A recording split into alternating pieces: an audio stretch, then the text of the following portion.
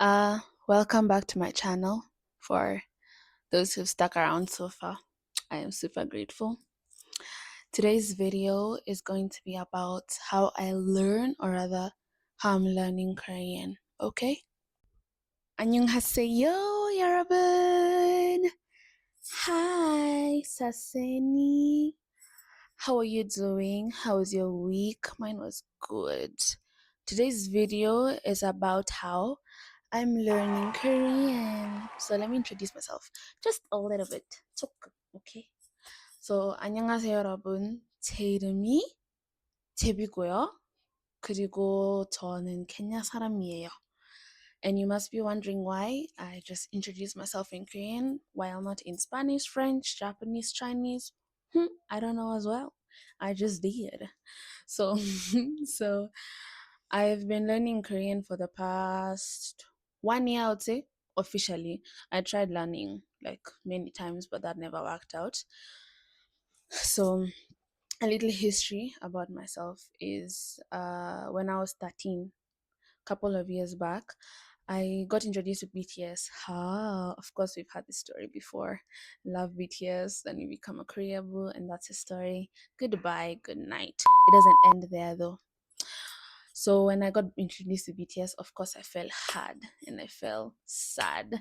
I was singing the songs every single day on loudspeaker, sounding like a crazy 13-year-old girl obsessed with 7 Asian men. But anyways, we all have those episodes where we are crazy. That's just life. So, because my mom, being the good mom she is, when she realized that I had become just a little bit too obsessed, she banned me from listening to K-pop. Go, mom. We love you for that. Or rather, I love you for that. At that time, I was super mad. I was super sad. But now, I think it was a good idea. So then last year, I discovered this guy. He's called Mad vs. Japan. I'll put him right here so that you can see him. So he's called Mad vs. Japan, and he has this method of learning languages, which he used to learn Japanese to basically a native level, which is called immersion, or like the refold method, which is you use immersing yourself in the language or listening and listening and listening and listening until your ears break to learn any language. It can be French, Spanish, Japanese, Chinese, whatever language you want to learn. You can use this method and it's guaranteed it will work. Okay. So, how this works is just the same way that babies learn languages, which is by listening to their parents speak, by the people around them when they're taught, like, this is a microphone, or like, this is a ruler, and then they repeat ruler until they learn this is a ruler. They're not sat down and they're told, this is a ruler. They just hear it when someone is speaking. So for me, before learning with immersion, or like listening and listening and watching a lot, I didn't do that. I basically tried to do grammar study, the typical grammar study, writing vocabulary lists, trying to use YouTube. I even considered getting a teacher, but as I researched more and more, I figured it would be better to learn just like a baby. Okay? So, today I'll be giving you some little tips on how to learn specifically Korean. I've tried to learn Japanese and Chinese, but I guess Korean is my first love. What can I say? I would say tip number one is you need to have, people say, like, have a reason to learn it, have a goal, have an interest. For me, I always have many interests, so that doesn't work. Goals are hard to keep, and keeping like a long term goal is hard. So, how I do it is just have, for example, right now my goal is to go to Korea one day, right? Maybe in a few years. And before to go to Korea, I would need to learn at least how to speak conversationally. Okay. And one thing that I found useful is to not set big expectations that you're not gonna keep. Set something small like this. For example, for me, the first goal was to learn, for example, the alphabet, which is Hangul. Okay. So I learned the alphabet, super easy, took me like 2 hours. That goal is done. Then the next thing, like right now, I need to increase my vocabulary and my listening, which I'm doing by listening every single day, basically day and night, from the moment I wake up till the moment I go to bed. Just listening and listening and listening and listening. So for me, my goal right now is to increase my listening and comprehension. So for you, a goal could be to find just one video that you want to understand, even if it's just one second, okay? Just 1 second to understand that video, and then slowly build up from that. Number two, I would say you need to learn the alphabet. Msikwe mnalan hapa languages na mnalan English. That's wrong. You can't do that. The same way you learn French, you learn with the pronunciations. Same way you learn Spanish, pronunciations. Because if you want to at least, either maybe live there or make friends or enjoy content in that language, you need to be able to understand it properly. Okay, make sure of that. So you need to learn the alphabet. Takes 2 seconds, honestly. Like search on YouTube, Hangul is literally there. If not the easiest language alphabet to learn, I don't know, maybe English for those who already know, but like compared Chinese and Japanese, it's so easy. Learn it, chap chap, you're done. Number two is you need to immerse.